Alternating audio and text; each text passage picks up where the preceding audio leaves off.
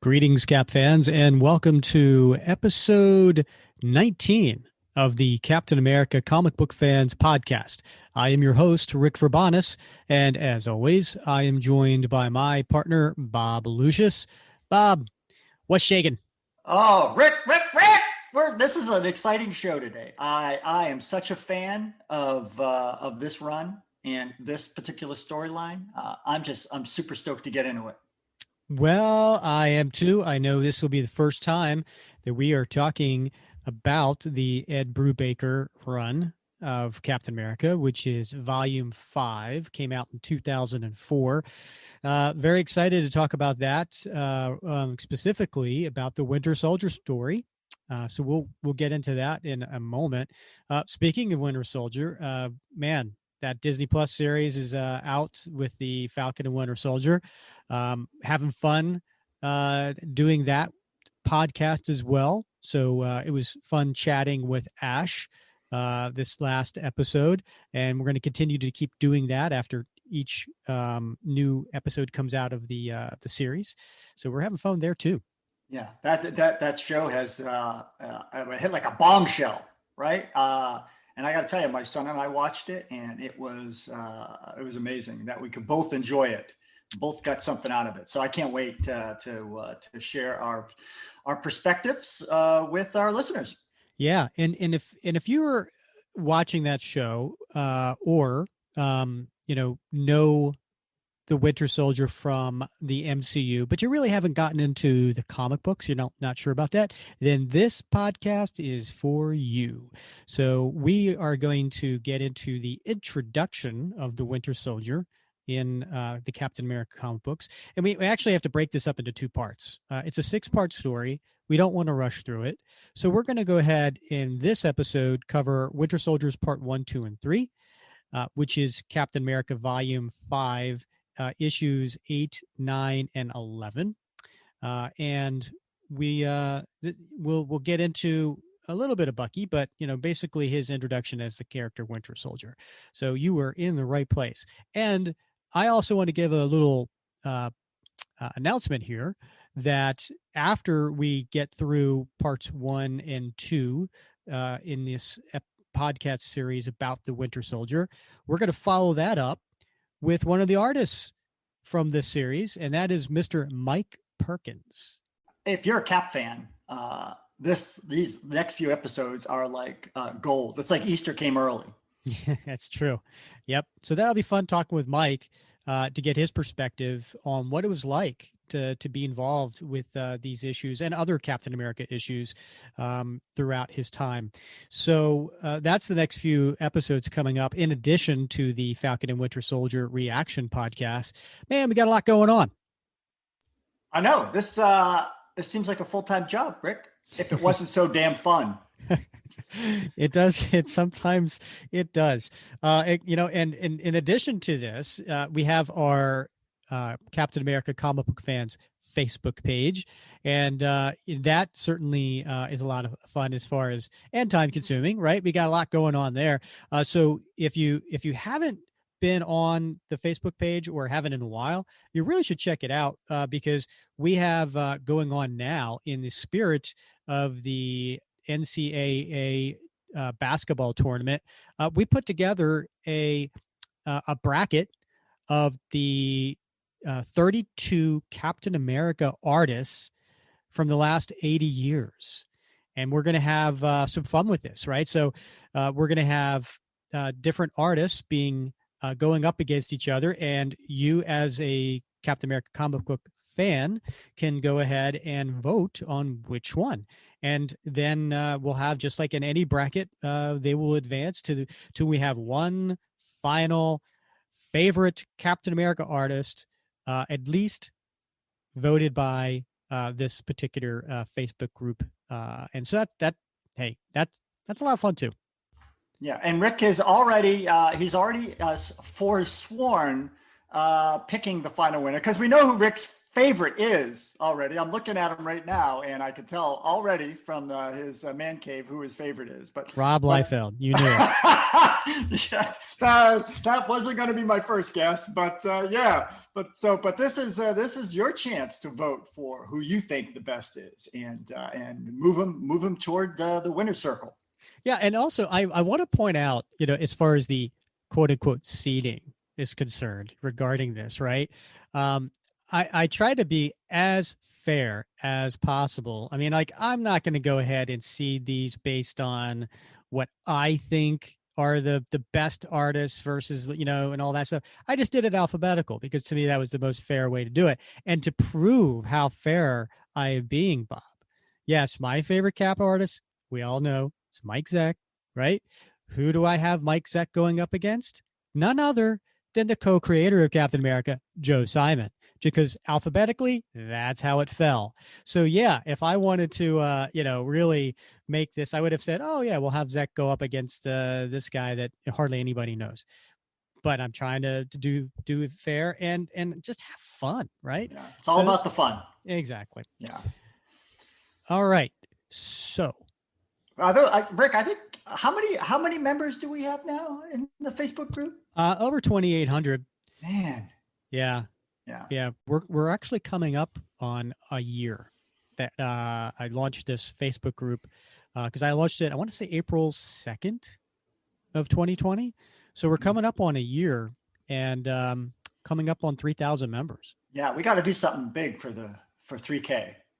Yeah, we should. Maybe we'll have another contest and we'll give something away. That's a great idea.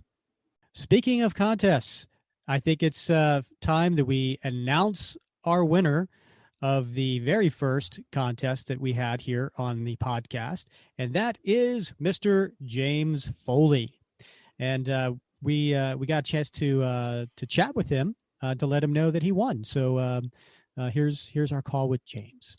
All right, so we have here now on the line our winner. That's right, we have Mr. James Foley. Hi, James. Hey, Rick, how you doing? Doing well. Well, congratulations. You are the big winner of our first contest for the Captain America Comic Book Fans podcast. That is awesome. I really appreciate it. I'm looking forward to it. Yeah, well, we appreciate your support because not only have you, to enter this contest, I know you shared, forwarded one of our posts into other groups, but you're also our first person to leave a review on Apple Podcasts. So we appreciate your support. Thank you very much. I enjoy the podcast every week. I look forward to it. It's my Wednesday morning drive to work listen. Oh, nice. Awesome. Yeah. And so you've listened to every episode? I've listened to every episode. Do you have a favorite? The ranking. I really enjoyed the supervillain ranking. Yes, that was a lot of fun. That was. Bob was got into a lot of debates on that one. He I can imagine.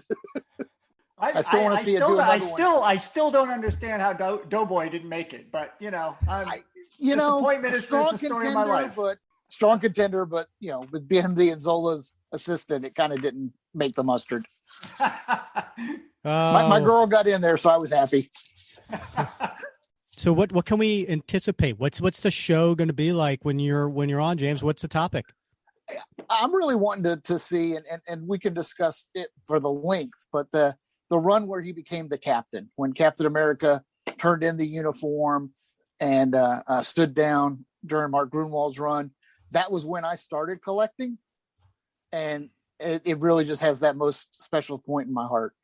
Oh, that's a good one.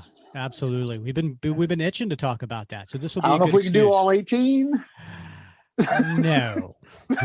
So we'll have to discuss where we want to break it at. Yes, I agree. The Serpent Society one right in the middle was actually when I started collecting. Awesome. If you remember the cover with him and Ronald Reagan, just grabbed me. Yes. As a kid. Oh yeah. Well, again, congratulations. Not only are you going to be a guest, but you won this Sam Wilson Captain America, the Complete Collection, Volume 1. So we'll get that out in the mail to you, plus a couple other things that I owe you. So and look forward to talking to you in an upcoming episode. Thank you so much. I'm looking forward to it. All right. Congratulations, James. We are looking forward to speaking with you here on the podcast. And look for future chances.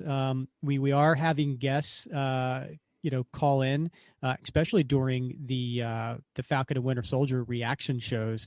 So we're getting various guests there too. And we love hearing from you guys. So you can, if you want, you can also just go to our Anchor page, which is listed in the show notes of wherever you're listening to this.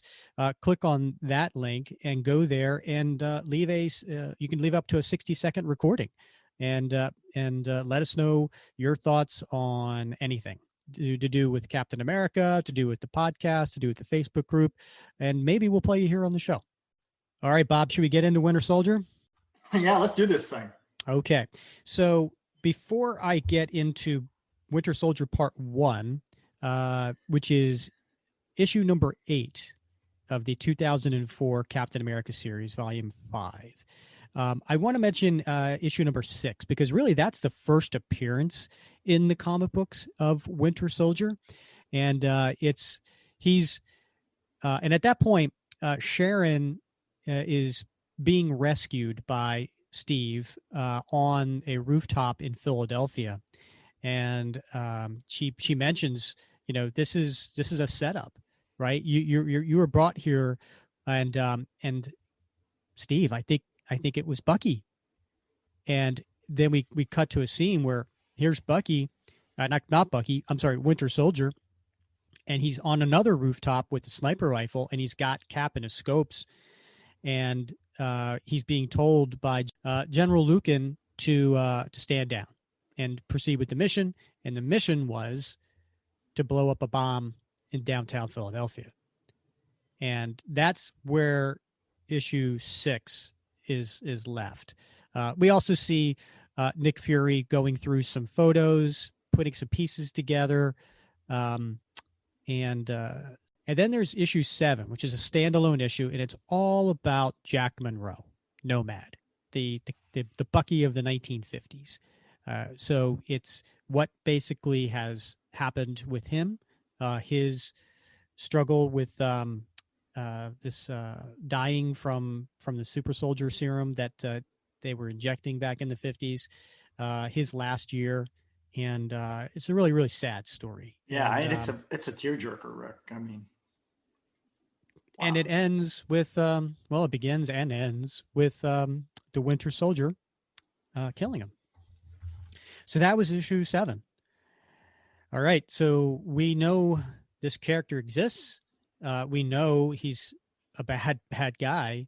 And now, and we were introduced that it's possibly Bucky. So here we are. Winter Soldier Part 1, issue 8. And on the cover it's a city line in the background. And the whole cover is done in this red, that looks like it's, everything's on fire. So we can assume that this is the downtown Philadelphia after the explosion in issue 6. And on the ground is just Cap's shield with some smoke coming up off of it and some rubble. It's in a very evocative sort of cover, right? I mean, it's destruction and it's foreboding, right? There's something foreboding about this. Makes you go, oh, something bad's going to happen here. Yes. All right. So, and by the way, this is written by Ed Brubaker, and it is penciled by Steve Epting and finishes by Steve Epting and Mike Perkins. And colorist is Frank D'Amato. And then we have on editor is Tom Brevoort. So the first page says April 1945, the English Channel near Dover. Experimental Soviet spy submarine heading toward German waters. And essentially, this is inside the sub. There's a guy who's got a sonar headphones on, And he says, Captain, and this is all, being translated from Russian, right? Captain, we're picking up a German transmission. Can you decode it? That's just it, sir. It's an open transmission, not coded. What are they saying? No, that cannot be right. Out with it. Don't keep Comrade Koproff waiting. They're broadcasting the news of all frequencies claiming they just blew up Captain America over the Channel Islands.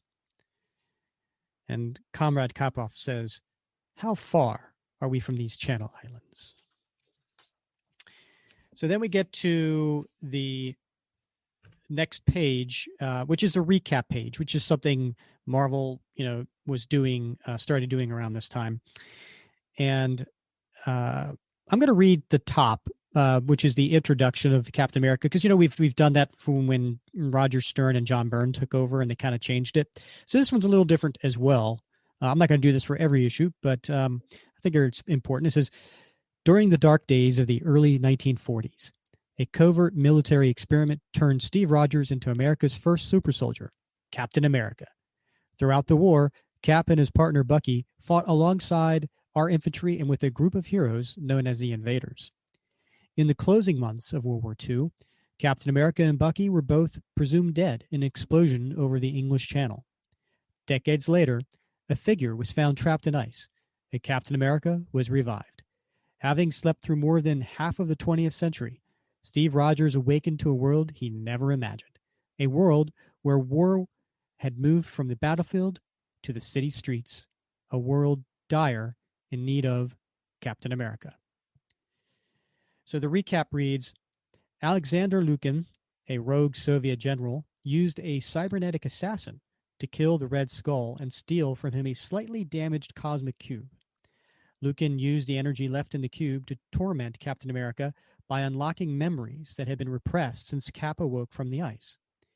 In the midst of this mental assault, Cap and S.H.I.E.L.D. were kept busy chasing down the remains of the Red Skull's plot to use weapons of mass destruction in large cities throughout the world.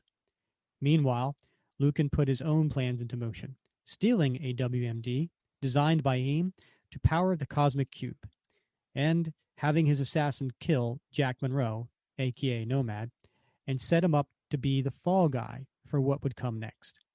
Finally, Cap was lured to Philadelphia to rescue his one-time love, S.H.I.E.L.D. agent Sharon Carter, who had just enough time to tell him she thinks Lukin's elusive assassin is actually Bucky, before the last piece of Lukin's plan was put into motion.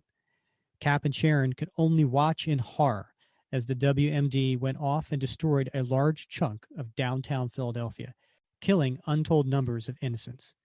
And through that death and destruction, the Cosmic Cube in Alexander Lukin's possession has now become fully charged. S.H.I.E.L.D. helicarrier, headquarters of the UN Peacekeeping Task Force, present day. So Cap and Sharon are sitting at a table with S.H.I.E.L.D. director Nick Fury.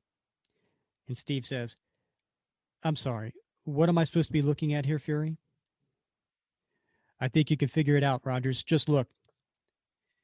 Sharon says, I already told him, Nick. He's not going to listen. And there's pictures of a man circled in all these different times and places. So Steve says, so you expect me to believe what? That these are pictures of Bucky? Then Sharon's right. I'm not going to listen to that. Steve, I saw him up close. It's a trick. Nick says, isn't that what you said when the Red Skull was killed? No, this is different. You expect me to believe that Bucky is still alive, that he's working for the enemy, that he's responsible for what happened in Philadelphia last night? And then we cut to another page, and it's last night. And there's Steve running from a burning building holding two kids with a shield over his head, shielding them. And the kids are crying. And he's yelling, I've got you. Just hang on tight. And he jumps out of a window from a tall building, using the shield to ricochet and bounce off of looks like a burning school bus. And he tells the kids, and this is the beautiful art by Steve Epting, right? I mean, it's just everything is just like the cover. Everything is red. Yeah, and every panel is just eye candy. Yeah. And so he says to the kids, listen to me. And he's pointing. You're all right, but you need to move quickly, okay? Just follow the others and keep your little brother with you. Hold his hand. It's not far to safety. Can you do that? And the little girl says, yeah, yes, sir. Thank you. And he gets on his intercom. 2 kids on their way out, Sharon. Make sure they find their parents. I'll try. Having a hard enough time just making sure all these people stay in one place. Just do what you can. I love that, right? Cap's so reassuring. He is, yeah. I mean, he's giving orders, but then he's like, just do what you can. He understands that everybody's in a tough situation. Yeah, human weaknesses, human frailties, and I mean, we just got to do the best we can. So she says, listen, shield response units should be on site in a few minutes to help, but, and he's like, what is it? It's just, I thought I caught a glance of something through the smoke that I think you better check out. So we cut to the next page, and there's a man over top of a woman, and he's saying, just hang on, honey. You're going to be all right. The rescue teams are here. Hey, over here, my wife needs help. And these rescuers are not rescuers, right? They're hive agents, and they got those classic yellow uniforms with the little beehives on their head, and they say, no witnesses. So then you see off panel them getting shot. We're close now. Well, we better be. We've got about 2 minutes before this place is swarming with S.H.I.E.L.D. and everybody else. So we just leave whatever's left of our technology for them to find? No, of course not. Besides, these readings I'm getting are worth the risk. Just look at this place. We may not have set the bomb, but this destruction is by our design. And the next page, here comes Cap, punching out one of the guys. And he says, and you're proud of that? And they're firing at him with their machine guns, but of course he's got his shield, and he makes little work of them, right? He tosses the shield one way, he charges another way, and he's taking down the shield agents in these 4 panels on this one page. It's a really good action sequence. And one of the guys says, "Oh God, this isn't." And the next page says, "You keep away from us. I'm just a scientist." Cap, you can see him catching his shield in his left hand, and he says, "I know. That's the problem with you people. Just studying all the death and misery like it's some twisted little ant farm. This is blood you're walking in, people's blood." And he knocks him down. "Send in the MODOK squad now. And he grabs him by the collar and he says, "MODOK squad? You've got 2 seconds to tell me what the hell that is." And the guy says it in fear in his voice and eyes. He says, "Military operatives designed only for combat." So that's the acronym MODOK. And he looks up at the incoming ship that has these hovering engines that it's just really, I mean, Bob, the scope of this, the storytelling of this artwork is just amazing. And he looks up and he says, "You guys never quit, do you?" And in the next page is like a 3/4 splash page, and you see these figures coming down these ropes, and they land in front of them, and there appears to be, I don't know, half dozen of them, and they're all holding knives, and they got this battle gear on, and the and again, it's all dark and smoky, and you could just, it's the hell of combat, it's just, it's something else. I love the just the depth of it. The guys repelling, these MODOK operatives repelling at different heights from the hovering aircraft. It's really cool. Yeah, it's like a movie, right? You can almost like feel the action, and I think it's a great way of pointing out, the different levels these are. I mean, you can almost hear the, like, yeah, it's really good storytelling. And so Cap kind of almost grins. He says, "All right, let's go." Next page, we cut to Nick Fury back in his office, and he's there again, surrounded by all these pictures with the circles. So that was last night. So now we're back in present day, and Nick says, these are surveillance photos taken near airports, train stations, and border crossings, and they're not recent photos. This one is from West Berlin, 1955. Same night General Keller had his brains blown out. This is London, 1960, the morning after the top man at MI6 was found drowned in his bathtub. This is Switzerland, 1976, same day that the vice chancellor of Wakanda fell off a mountain. He was there for a global economic summit as well as the skiing. The point is, these are people arriving or leaving around the times of assassinations that had major impact on the Cold War. And in all of them, been able to isolate this man. And the finest facial recognition software in the world tells me it's the same guy. Steve says, yet none of your predecessors ever noticed this? We're talking thousands of crowd photos to look through, and the guy is good. He's in a profile here or there, mostly. And this was the old days. The tech wasn't there yet. Not for stuff like this. Brubaker's, he's prescient here, right? Because, back when this was written, the tech wasn't there really yet either, but it is now. And so it's amazing to me that Brubaker had woven this sort of technology into the storyline well in advance of its debut in the real world.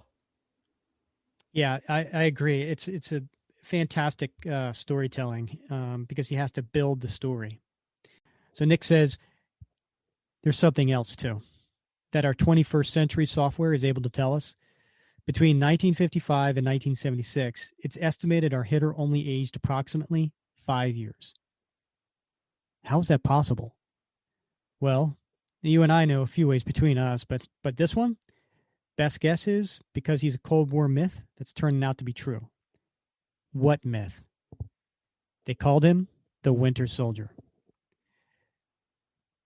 Supposed to be the KGB's secret weapon, a guy who could pass for American and slip behind enemy lines or cross borders without raising an eyebrow.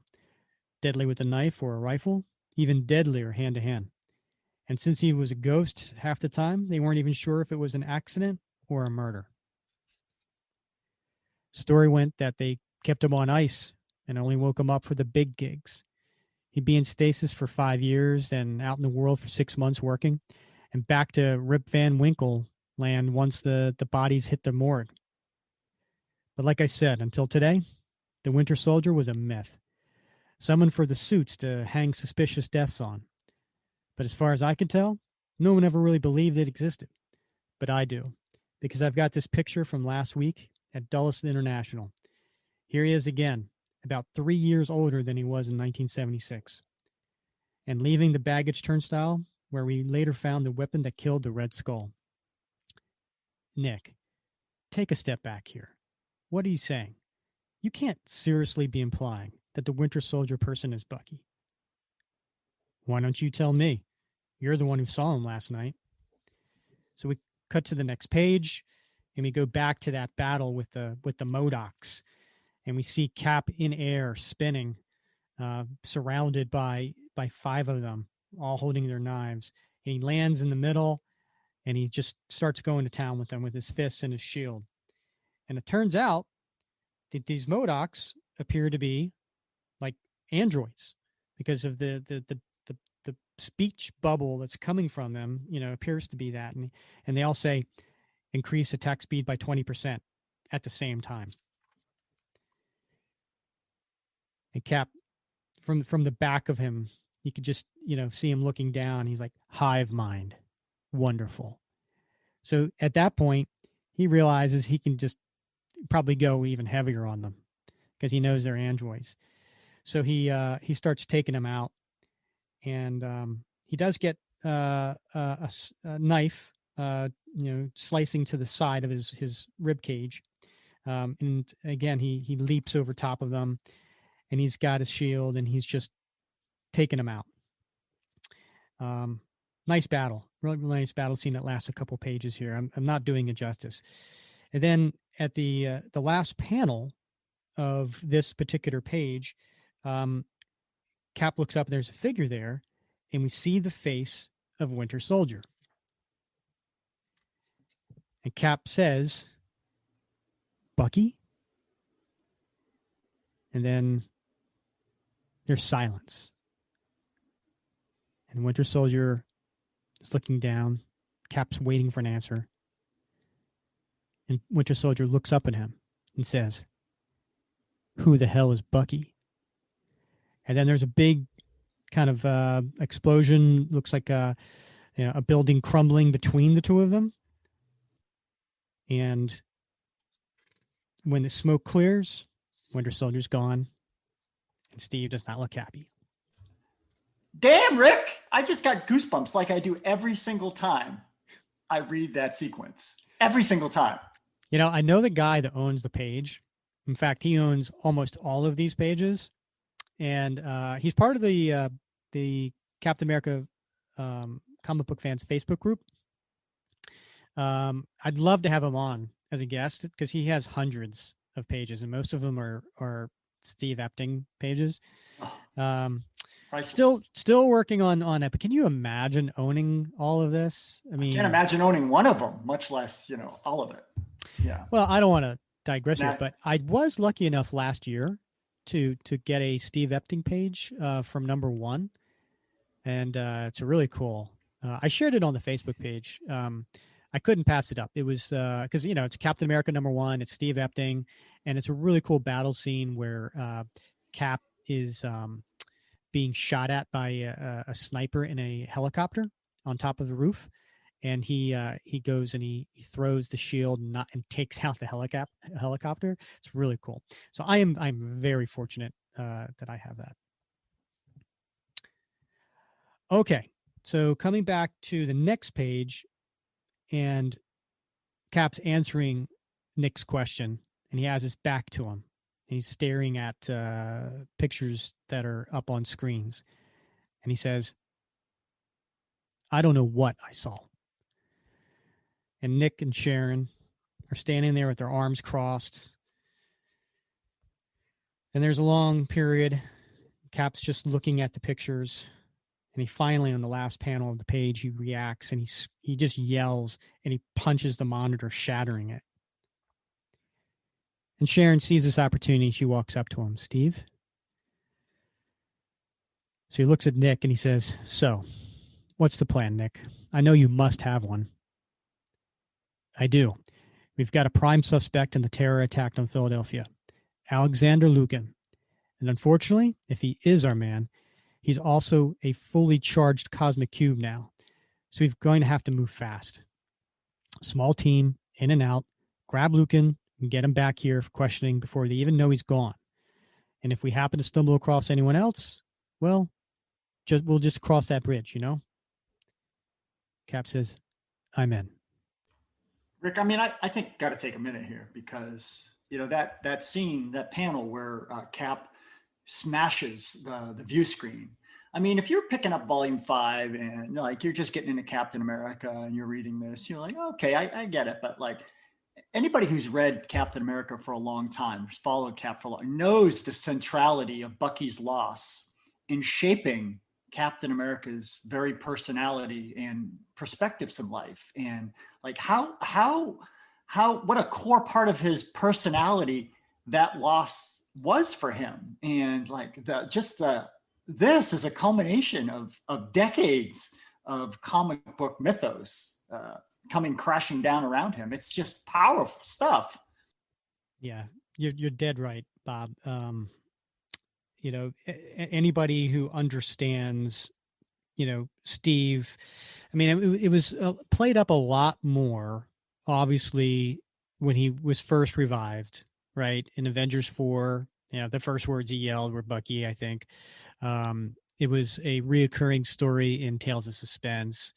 The first several issues of when he got his own series with issue 100, it became an in some cases an overused story, and it wasn't really until later on I think, especially during like Steve Englehart's run, where they finally was like, okay, you got to stop being this guy who's pining over Bucky. But obviously, it's still a huge issue with him. He's moved on with his life. He's come to terms with it. But just when he, comes to terms with it, it's being thrown back in his face, and not in a good way. Yeah, yeah, no, and I 100% agree. But even though he's come to terms with it, I think it still, in many many ways, influences his approach to protecting life and not risking life unnecessarily. And I know there was a great, and this caught a lot of heat, right? Because there were two guys that were supposed to be dead, permanently dead in the Marvel universe, right? Bucky and Uncle Ben, Right. right? And to take this tack, I mean, Brubaker was really, upturning the apple cart in a brilliant way, I think. Yeah. No, I agree. And we can. I want to talk more about that as we get done these three issues, so we can kind of relate all that together. So getting back to after Cap says he's in, he leaves, and we cut, and it's just Sharon and Nick. And so Sharon says, I'm worried about him. Last night really took a toll. He's blaming himself. They manipulated him right to a front row seat for this. Take a walk with me, Agent 13. Sir, walk with me. So they're walking through the helicarrier, and Nick, what the hell's going on? It's Agent Tapper. It's over between me and Neil. What's that got to... No, he was the one who found the Bob last night. He's dead, Sharon. Neil's dead. So he had to break the news to Sharon about a former love interest of Sharon. Next page, we go back to how we started, and it's going back to that sub, right? That Russian sub. April 1945, the English Channel near the Channel Islands. Anything? I cannot be sure, comrade. The time of year, this is much ice in the water, and we have not tested this new sonar system yet, so we must be on our way. These waters are closely guarded by the British. If they find us sneaking through them without Allied approval, don't be a coward. Smilzov. This is the finest vessel in the Soviet fleet. Our sonar shielding is better than even our allies would hope for. Not that they'll ever hear of it. Forgive me, but we're risking so much on a fool's errand. What chance do we... Comrade Kapov, there's something out there. And here's a character lying frozen in the water. So they were there to go after, and of course we're all thinking, it's Steve, right? Because that's what happened. Steve was found in the water. But instead we get to the next page, and it's a 3/4 splash page. And who's lying on a table inside a submarine? No, it's not Steve. No, this isn't the Avengers. It's Bucky with his arm blown off, tattered, lying on a table with these Russians around him. And the one guy states the obvious. It's not Captain America. What is this, Karpov? And he says, it is hope, my friend, for the future. To be continued. The cool thing about that splash page, it's in black and white because it's a flashback, but you could see Bucky's costume, just like you could see Steve's costume, right? The Captain America costume under his fatigues. You see Bucky's. I mean, I would love to see this in color, but it's cool. All right, next issue number 9, and on the cover, great cover by Steve Epting here. We have Captain America standing with his shield up in his left hand. In the skyline behind him is the helicarrier and several fighter jets. And surrounding Cap underneath him, we have shield agents with their guns. And it looks like they're being fired upon. And then we also have Nick Fury and Sharon Carter. So they're its shield being attacked. All right, and this one, by the way, still written by Ed Brubaker, but the artist is not Steve Epting. It is actually Michael Lark, but is still the same colorist, Frank D'Amato, and editor. So I will say this: they did an excellent job. Mike Brevoort, Tom Brevoort, the editor, of getting artists that had a similar style. And we'll talk about this when we have Mike Perkins on. But Steve Epting, Michael Lark, Mike Perkins, Luke Ross, Butch Geis, all of these guys have a very, very similar style. And in some cases, they're inking each other, which even lends more to a solidified style throughout all this, because that could be a little jarring, right? When you're reading a story, and even though you have the same writer and it's the same story, but all of a sudden you switch artists and it has a different look and feel to the story, because they really do create a feel. We just talked about that last issue where it had this tremendous feel to it. And so part of that too is the colorist, right? I mean, Frank D'Amato is the consistent here. And I think that coloring throughout the story sets a tone. And then I'm sure our good friend Bob Sharon would agree with that. No, you're absolutely right, Rick.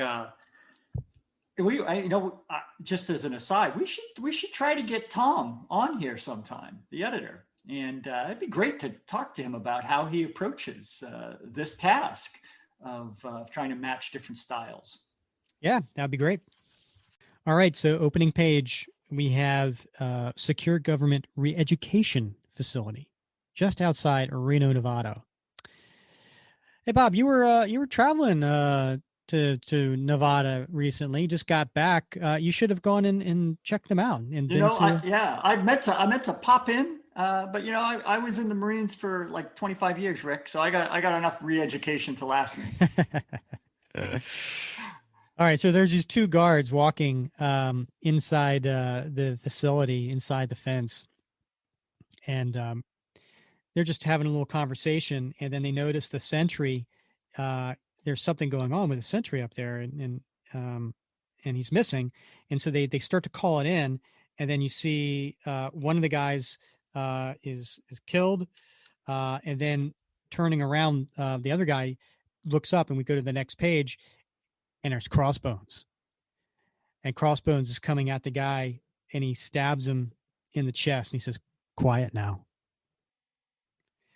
And then he bursts into this room, and there's a young girl, and she's got pigtails. It's late at night. She was in bed, so she wakes up and she screams. And Crossbones says, "Tell you what, girlie, keep that mouth shut, and you may just get out of here alive." All right, quite the opening scene here. So we cut to the next page, and it says, "Above the Altai Mountains, Mongolia." And there's 3 helicopters flying in the blue sky. ETA is 90 minutes, Colonel Fury. Good. Any sign of trouble? No, sir. All clear so far. And in the back of the helicopter, we have Sharon and Steve sitting there. And Steve's got his mask off like he did before. And she's got her arms folded. And she's like, "What?" "Nothing." "It's never nothing with you. What is it? Speak." "We're heading into a firefight, Sharon. Maybe a big one. And I don't want us going into with our own baggage, too." "Yeah? Well, you should have thought of that earlier then, shouldn't you?" So we cut to yesterday in Brooklyn, New York. And there's Steve in his T-shirt running.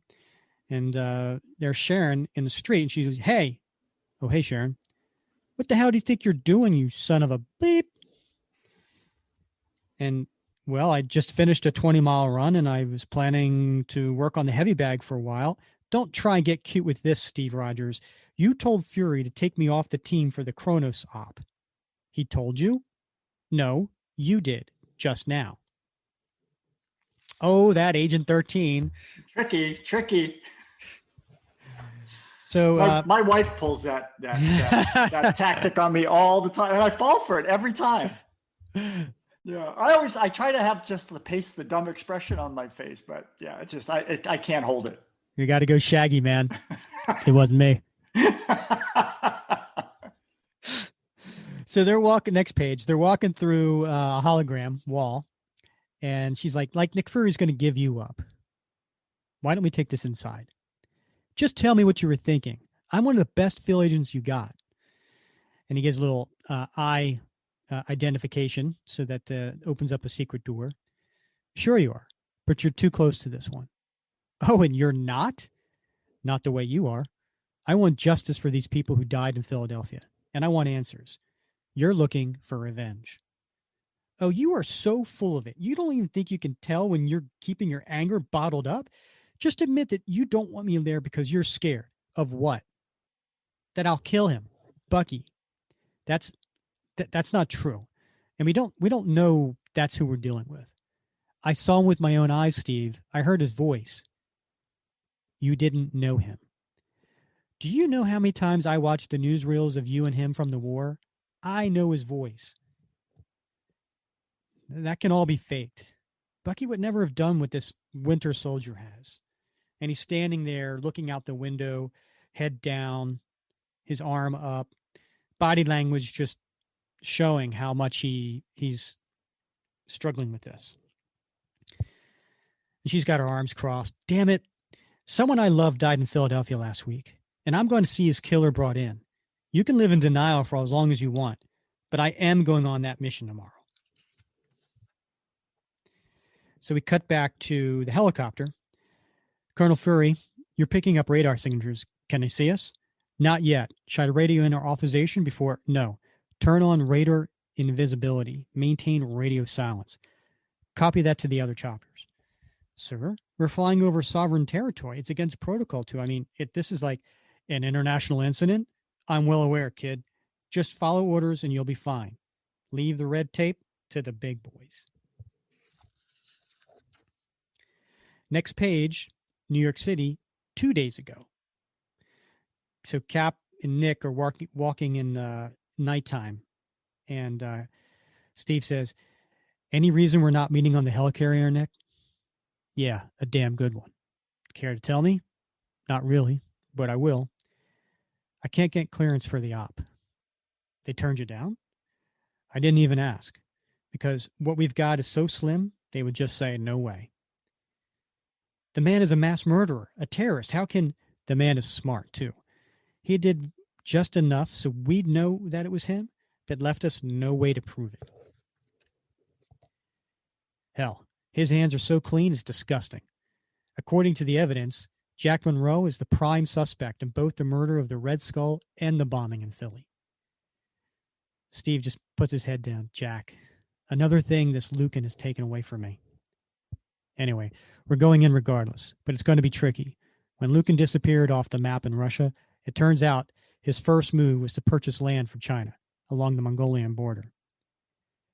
The legality of this is shaky, but that piece of land is the headquarters of Kronos International. It's a corporate-owned country, basically, like he started his own little empire. And we're going to topple it in 2 days. Our intel says Lucan and the members of the board are having a powwow after their new merger with Roxxon, so they'll all be there. That works for me, but what? We need to talk about Agent 13's involvement. All right, so we cut back to present day. The 3 helicopters are coming in hot. Nick says to Sharon and Steve, I trust you two have stopped butting heads over this mission. Basically, we're fine. Right then, let's suit up, people. Our target is in possession of the Cosmic Cube. Surprise is vital. All weapons silenced. All contact over secure channel. We hit the ground running in 1 minute. And the helicopter's coming in on this really tremendously tall building. I mean, I don't know how many floors. It's got to be over 100 floors. So they land and they come out firing. Steve comes throwing his shield, taking people out. Nick says, Team 2, I want those outer doors blown now. Muted disruptor charge.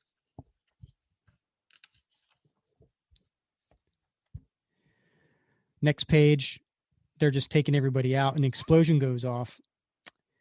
And there's a guy behind Sharon with a rifle pointed at her head, but a shield ricochets off his head. She looks up at Steve, who's giving her a helping hand and helping her up. I had that guy. I don't doubt it. I'm still mad at you. This doesn't change anything. I don't doubt that either. Is Ed Brubaker taking some cues from the Mark Wade run? I mean, you know, that little fiery thing between the two of them. Yeah, that back and forth that they have. Yeah, I love it. I love it. Good callback. So they're going into Kronos, and they're going through, and Steve is it looks like he's on his own separate mission, right? So he's there beating up a guy saying, where's Lucan's assassin? So he it's already showing that he's there for another reason. So they get into an elevator, and cool scene. They're all there, you know, with Steve, Sharon, Nick, looks like 4 agents.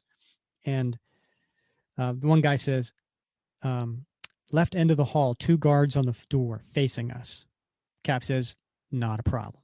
The door opens, and as soon as the door opens, shield comes flying out, hits the 2 guys. And Nick's like, Rogers, no, wait. And Steve bursts through these 2 doors with the shield. And there's like 5 guys in suits, just, you know, business suits. Lucan's holding looks like a cup of coffee, you know, and a saucer in his hand.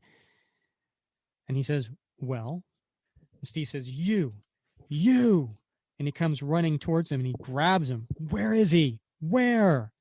And he's holding Lucan by the collar, and he says, I'm sure I don't know what you mean, Captain. And there's one of the guys in the business suit says, stand down, Captain, right now. That's a direct order. And Nick is holding his head, and he's like, oh, hell. Sharon says, who is it? Chief of Staff of the VP. And right next to him, Assistant to the Secretary General of the UN. Sharon's like, oh, bleep. I said now, Captain. You're from the White House? That's right. The Kronos Corp recently bought out Roxxon.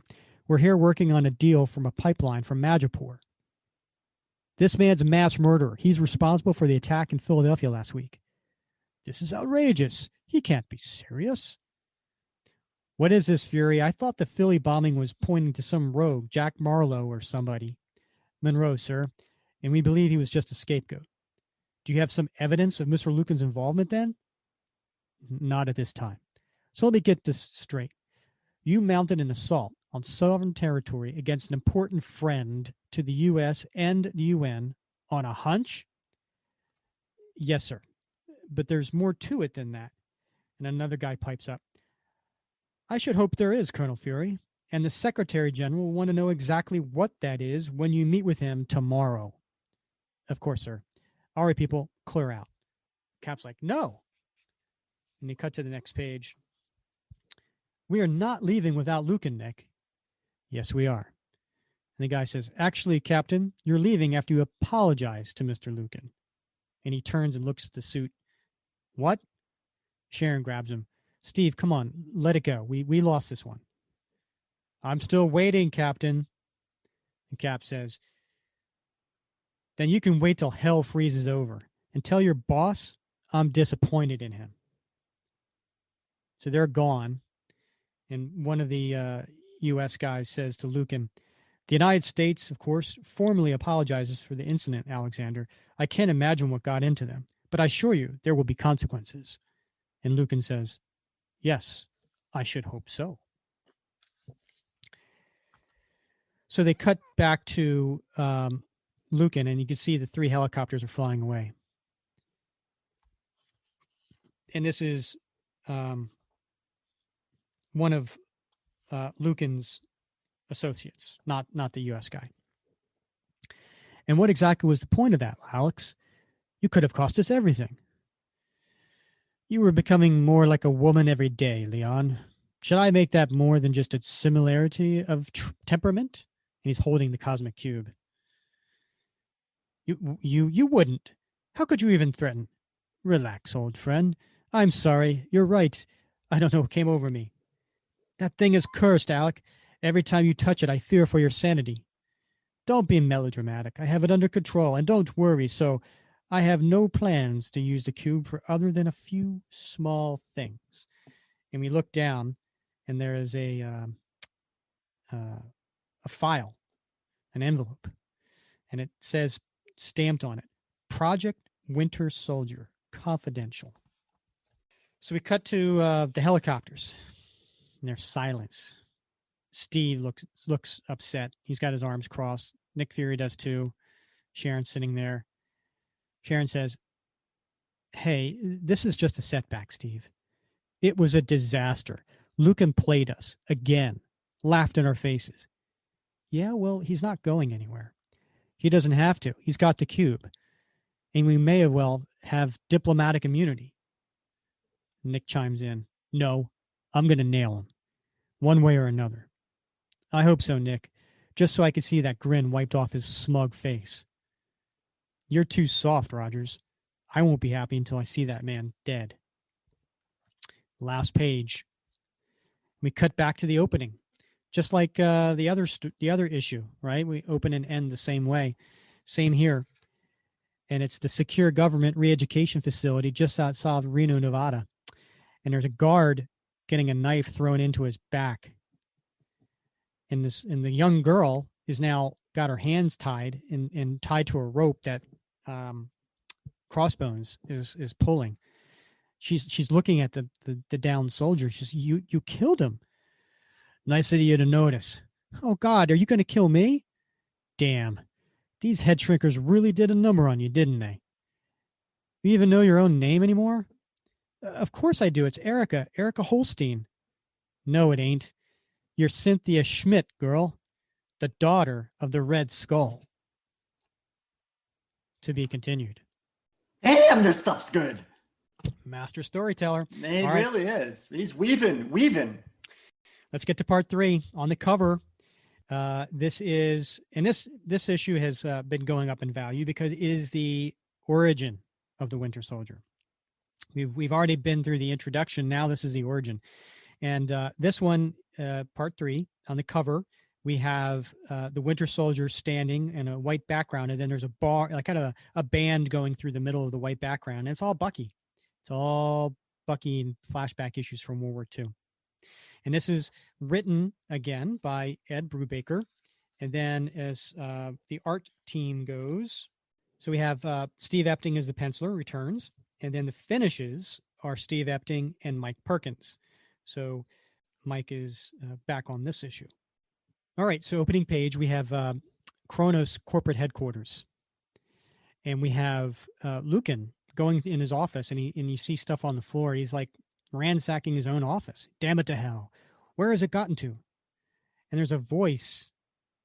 There's a voice in his head. Perhaps you misplaced it, Alexander. Don't be an idiot. This is important. Well, it didn't just disappear, did it? What have you done? Where is it? I haven't done anything.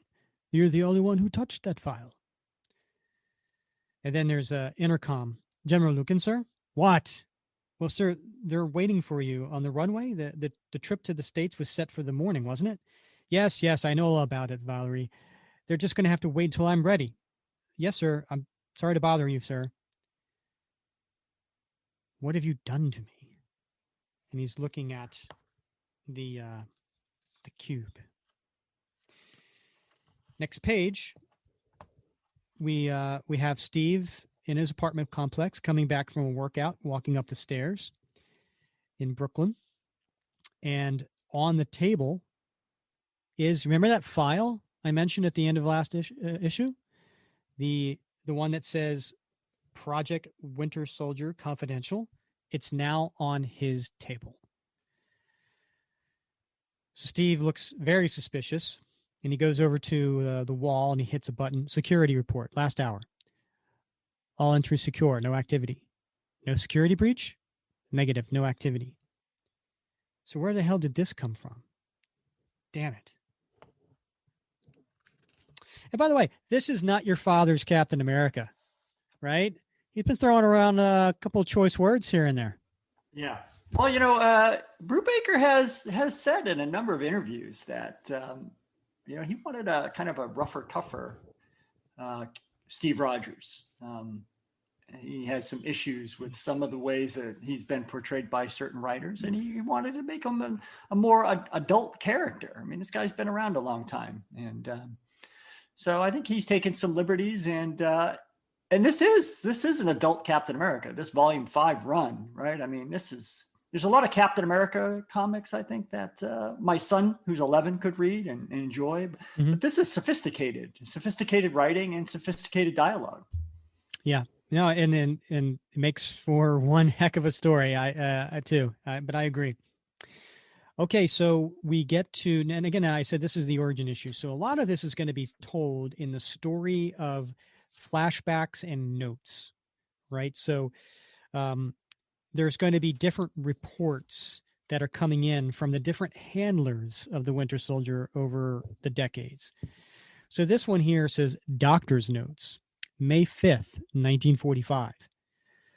Comrade Karpoff's package arrived this morning. Package. That's nice. Though whether we will be able to get anything useful from it as yet unknown. The physician aboard Comrade Karpoff's submarine has speculated that the subject's immersion in freezing water may have preserved him, as it prevented his wounds, consisting of several severe lacerations on the left side of his body and the loss of his left arm at the shoulder, from bleeding out. Since they have not the facilities to test this theory on board, he was kept in cold storage until he could be transported to Moscow. They have told me he was on a plane which exploded, but I doubt this. He must have leaped before the blast.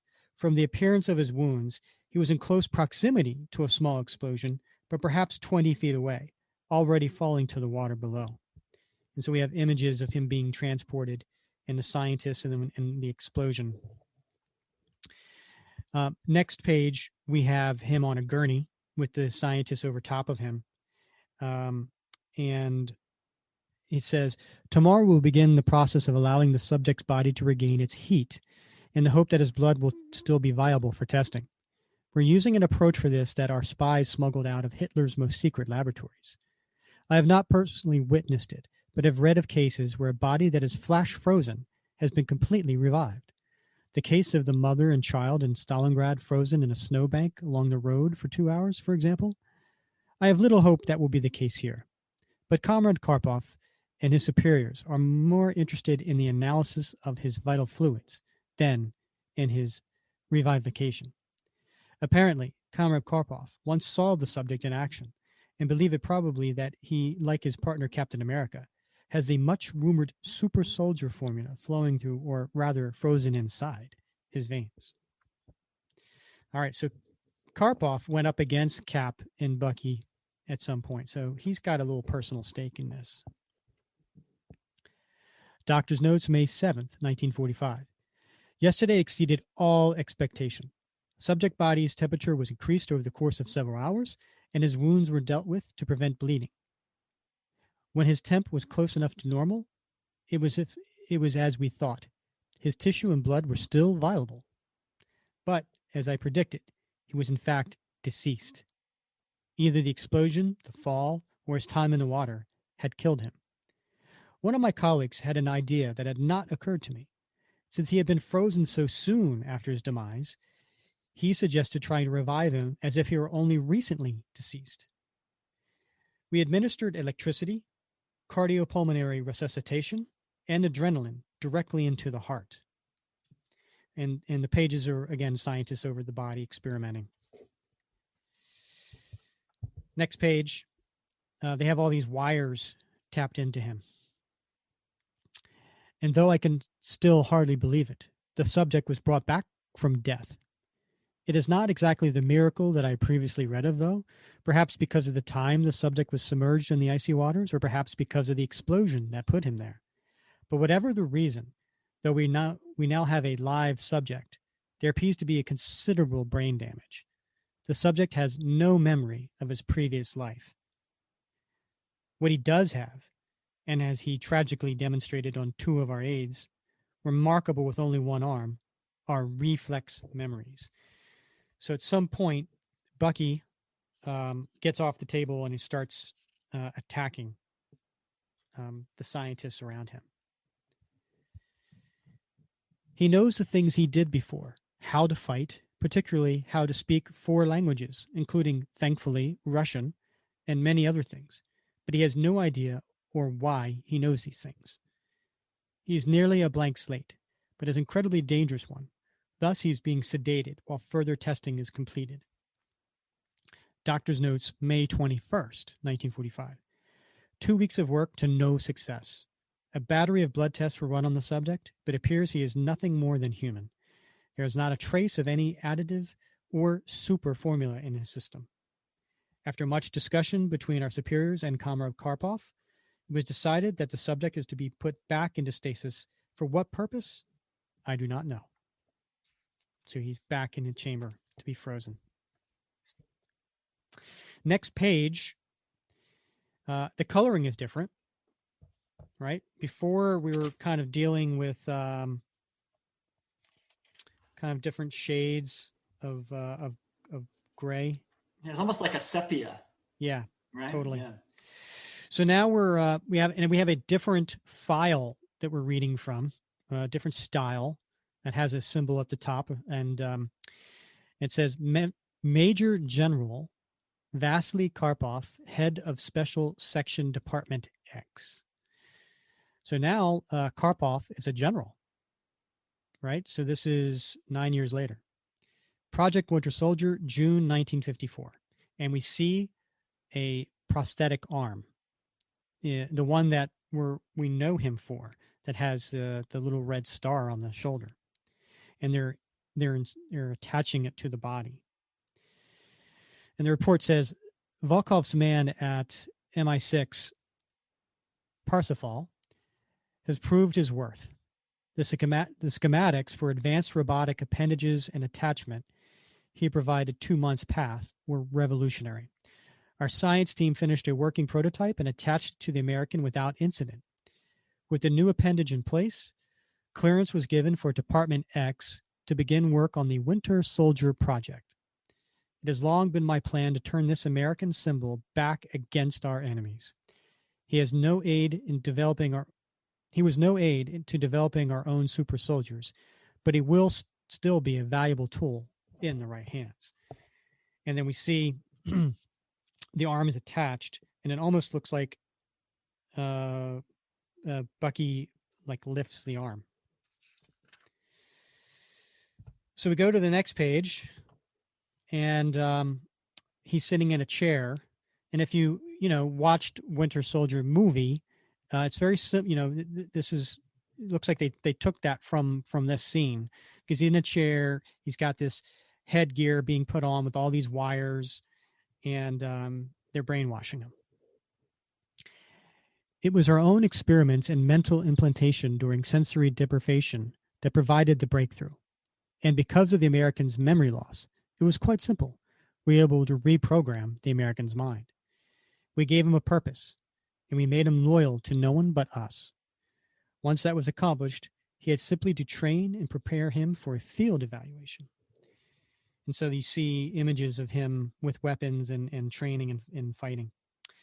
Hopes are high that he will be a successful operative. I believe because he walks and talks just like them, because he exudes America with his every breath, that the enemy will never see him coming.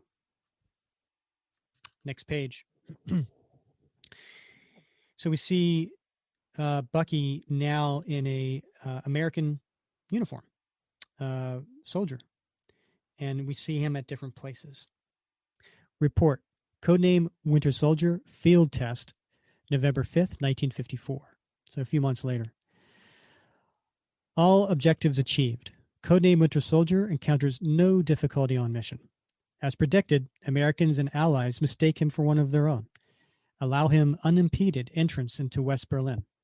Winter Soldier spends evening in Berlin nightclub among many U.S. and U.K. servicemen, unsuspected. Jeep overturns at 2:45, killing 3 soldiers en route to base from nightclub. Crash not investigated. Assumed drunken roadway accident. On mission completion, codename Winter Soldier crosses border, returns to handlers without incident. Further assignments under evaluation. Next page.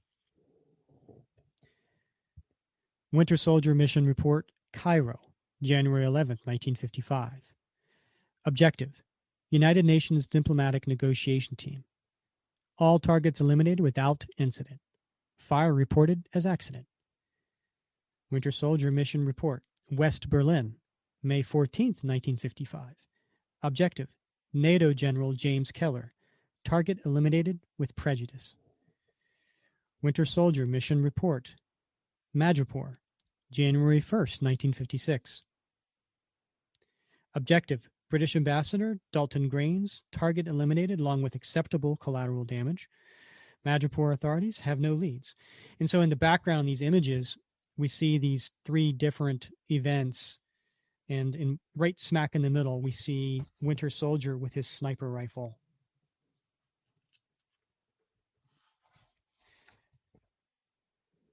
Next page. Winter Soldier Mission Report, Algeria, April 1st, 1956. Objective: French Defense Minister Jacques Dupont. Target eliminated with prejudice. Algerian nationalist movement implicated. Winter Soldier Mission Report, Paris, May 12th, 1956. Objective: Algerian Peace Conference envoy. All targets eliminated. Winter Soldier Mission Report, Mexico City, February 17th, 1957. Objective: United States Colonel Jefferson Hart. Target eliminated with prejudice. And again, these 3 scenes are shown. We see the victims. In the middle scene here, we see Winter Soldier up on a roof with a bazooka blowing up the envoy. So basically, since the first field test, which was in November of 1954, right? We've gone through, and now we're in February of 1957. So we have over 2 years of him in the field. Now we cut to June 7th, 1957. Scientific analysis. A comprehensive mental evaluation of codename Winter Soldier was conducted over the course of the past week. Diagnoses are varied, but most in Department X science team believe that his mental state is becoming unstable. In the 3 years since he was awakened from stasis, it appears his mind is seeking to fill in the holes in his memory, or possibly rebelling against the implanted programming he received originally. The subject has recently begun to exhibit more than unusual curiosity, even to the point of questioning orders from superiors. And once in the past month, he attacked a fellow operative, nearly killing him. On interrogation, he could not explain his actions. One theory is that just as he has reflex memories which allow him to be such an effective operative, he may also have a deeply buried sense of who he was, or at least of what kind of person he was. As such, this deeply buried idea may be causing him mental stress and triggering turmoil in his thoughts.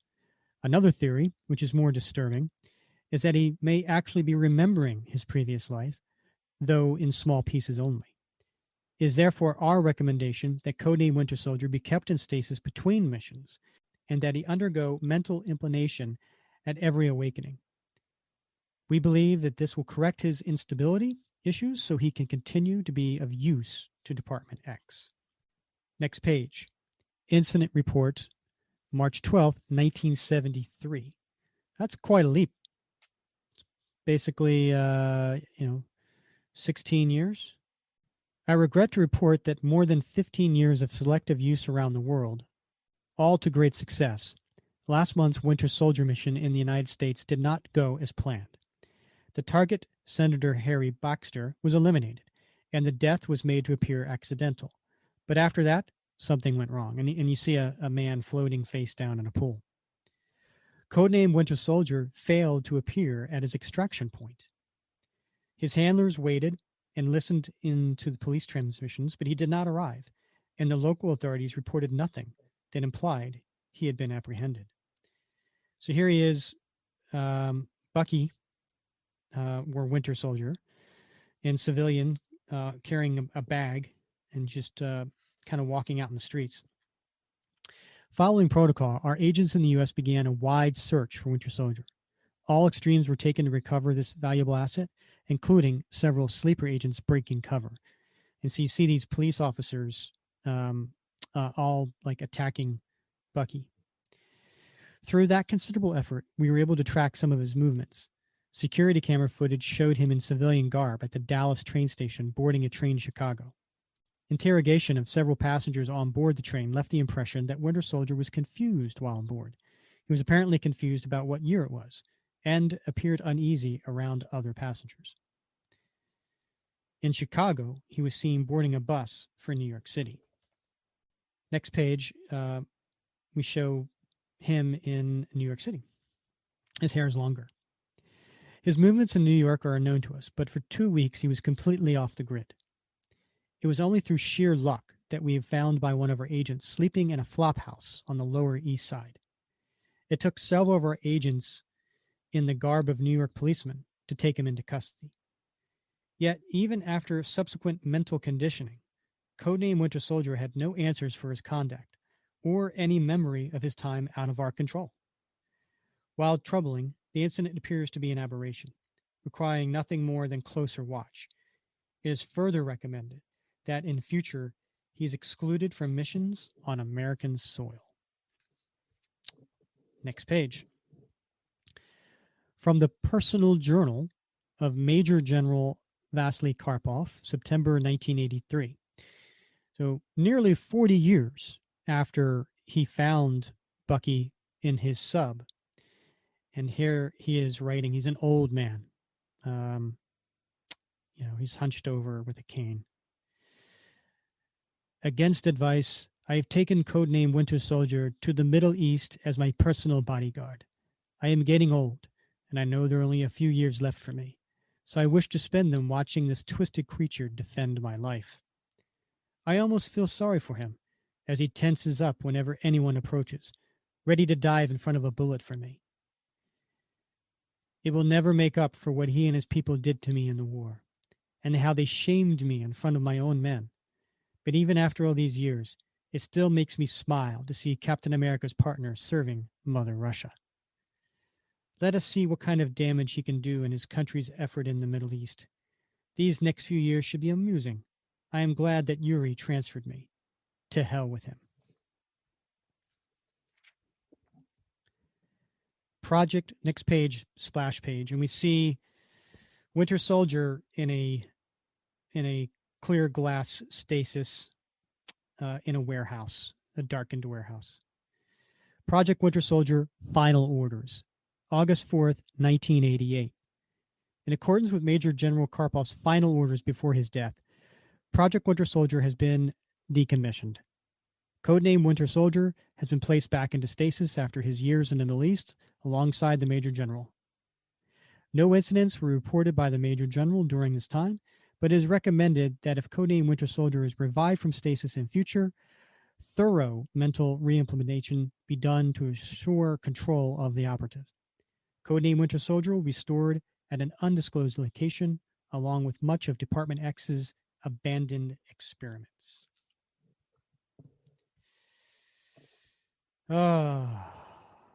We turn to the next page. And who's been reading all these reports this whole time? Steve. And he's got them all at his feet while he's sitting on his couch in his apartment. And he's grappling with reading all this. So he picks up his phone. Fury, I need you and Sharon down here right now. I've got something you need to see about the Winter Soldier. What is it, Rogers? You just have to see it, Nick. Trust me. Hey, Rick, I'm going to go out on a limb here, but you know that panel that shows Cap sitting on the couch, Steve sitting on the couch with all those files at his feet. There's this is just a nice touch, but on the windowsill there's a small frame photo, and I'm going to put money that's a picture of Cap and Bucky from back in the day. Yep. Yeah. It's It would just make, just such a nice touch, right? yeah. Yes. It's a heavy scene.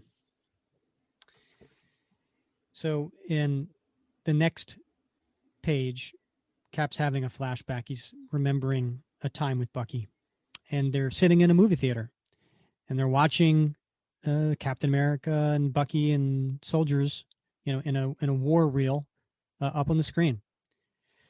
And the movie says, as America's super soldier, Captain America, with his sure shooting partner Bucky, keeps the Krauts on the run. So take that, Hitler. And we cut to the audience, and there's Bucky reaching into Steve's popcorn bag, and he says, "Ha! Listen to the crowd, Steve. They love us. We should put on our masks and give them a real thrill." Easy, Bucky. That's not what it's about. We lost a lot of good men that day. Remember that. And we cut to the last page of the story. And Bucky says, "Of course I remember, Steve. Criminy. I held that poor kid's hand while he bled out on that field." You don't see that on the newsreel, though, do you? No one's cheering for that poor kid from Idaho. Cripes. Toro was right about you. What? What did Toro say? You're too serious. We get a week's leave, get to go home for a change, but you're bringing the war home with us? You gotta learn to relax, pal. I see. And Toro said all this, did he? You're a real cut-up, Steve. Sometimes I think if you didn't have me, there wouldn't be a single person in the world who really understood you. And we cut to the last panel. And Steve's got his head buried in his hands, hunched over. The end. That got me. It got me. It got me too, man. I got to tell you, that's good stuff right there. Yeah. That's sophisticated writing, that gets, not only does it get Steve, but it is just, it gets the human experience. Yeah. I mean, Ed Brubaker, brilliant storytelling as far as painting how much Bucky means to Steve without overdoing it, without doing the old 60s, 70s trope of, oh, woe is me, right? Right. So he does that. But even more importantly, let's discuss how he brought back Bucky, right? Because you're right. He was supposed to be him and Uncle Ben, right? They're two people. That used to be the running joke in all the comic shops, right? I mean, and talk about this. Back when this story came out, I had a comic book store in Atlanta. My store was called Comic Books, etc. And I remember when this story first came out and the reaction, and that's what people were like, "Oh, come on." That was like what we always used to say was like, well, at least Uncle Ben and Bucky, they'll never bring them back. And it was almost like a challenge to Ed Brubaker. He's like, really? I can do that.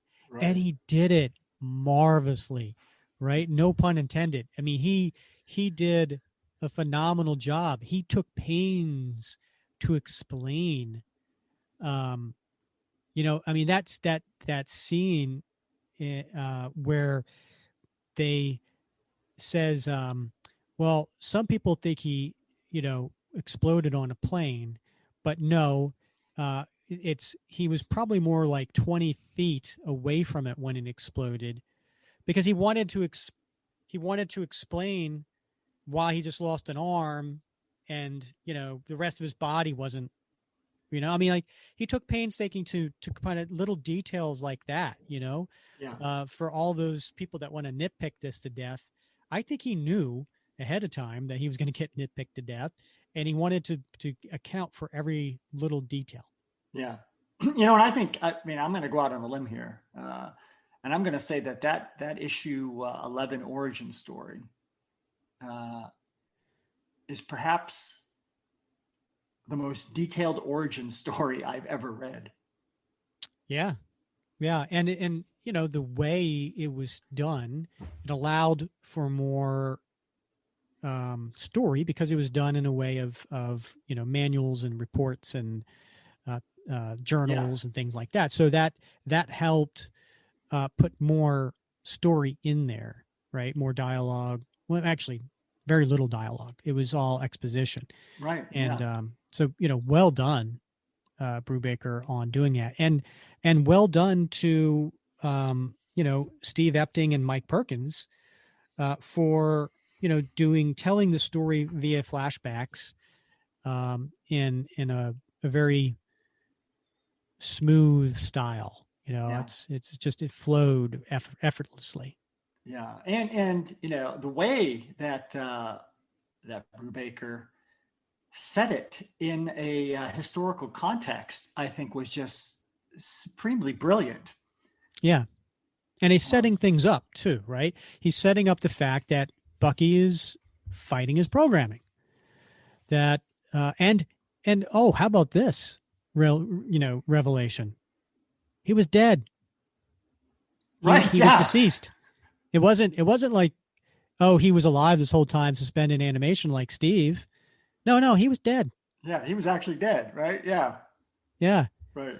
So when it's almost, and I'm piecing this together as we're talking about this, it's almost kind of like Brubaker wanted to make sure to pay, respect to the people before who said Bucky was dead. Yeah, he was dead. He's not going to say he wasn't ever dead. He's not going to say, I'm changing the story to say, no, Bucky never died. No, he died. Right. But he was found. And he's differentiating him from Steve, who was in a state of essential suspended animation, right? So it's different. It is different, and it makes logical sense because Steve has the super soldier serum, so that could make for why he was in suspended animation and wasn't killed. But Bucky's just a guy. He's just like you and me, right? He's just flesh and blood, and so it makes more sense that he did die, but he just was frozen very quickly, which preserved his body. So yeah, great storytelling. Yeah, and I think it's also important to point out, although this Winter Soldier storyline stands on its own and can be read and enjoyed on its own, and a lot of storylines can be read on their own, but this storyline is embedded in a broader narrative. In fact, the whole volume is one story that this is part of. But there's parts of this story that really they become more understandable in light of the entire storyline. So if you're going to read this, I encourage everybody to reread this if you haven't read it already, or reread it if you have read it, and read it if you haven't. But read the entire volume because this nests within the broader narrative, and it's important to that broader narrative. Yep, absolutely, I agree 100%. I mean, the whole General Lucan, the first 6 issues, kind of showing him and what happened with the Red Skull and the Cosmic Cube, that all leads up to this. So yes, if you are, and a great point, if you are new to comics or you just read volume 1 and you want to pick up a story, certainly the Ed Brubaker one, volume 5, 2004, start with issue number 1. You won't be disappointed. Yeah, like I said, I mean, Rick, you pointed out earlier, I was in Las Vegas last week. I read the entire volume, because after walking all day, my kid and my wife were in bed by 8, and I had some time on my hands, and I was out of money at that point, so I sat down in the easy chair in the room, and I read the entire volume again, and it's breathtaking. Wow, it reads like a novel. How'd you get all those issues on the plane? Did you bring a short box? What'd you do? It's a secret, man. It's a secret. Okay. No, that's cool. I mean, the fact you reread all that, that's a lot of fun. And certainly, and we're going to get into the next 3 issues, right? We're going to get into, in our next podcast, we will go ahead and get into Winter Soldiers part 4, 5, and 6, which are going to be issues 12, 13, and 14. And so we're in for a big treat because now that we know Steve knows who Winter Soldier is, now he's got to confront him. And so that's going to be fun. We'll cover those 3 issues in the next podcast. Well, actually, it's not our next podcast. It's going to be, this is podcast number 19. So we'll cover that in number 21, issues 12, 13, and 14. And then in podcast number 23, we'll have one of the artists on, Mike Perkins. So this is going to be, this is going to be a lot of fun, diving into this great story, and with one of the creators behind it. Then in between episodes 18, 20, we're going to be talking about the Falcon and Winter Soldier story. So, wow. We haven't really talked about Winter Soldier up until now, and now we're going to be talking a lot. So I hope you enjoy it. Please call in, leave us a message, and let us know what your thoughts are. And also check us out on the Facebook page. Yeah, we want to hear from you. I mean, this is 2 guys talking Cap, and but we want to know your thoughts as well. So please give us your feedback. And speaking of feedback, we did get another 5-star review on Apple Podcasts. And this one comes from Carl, and his initials VWD. And the title of this one is Great Podcast. And he writes, Rick recruited me to join the Facebook group a while back. Then I discovered the podcast. It's very interesting and informative. Keep it up, guys. And we do. We plan to do it. So we have so many things planned over the next few months. So can't wait to get into that. All right, Bob, as always, it's been fun wrapping Cap with you. It's been a ball as always, Rick. I can't wait to dive into the next 3 issues and our recap of Falcon and Winter Soldier. Great week coming up. All right. He's Bob Lucius. I'm Rick Verbanis, and you've been listening to the Captain America Comic Book Fan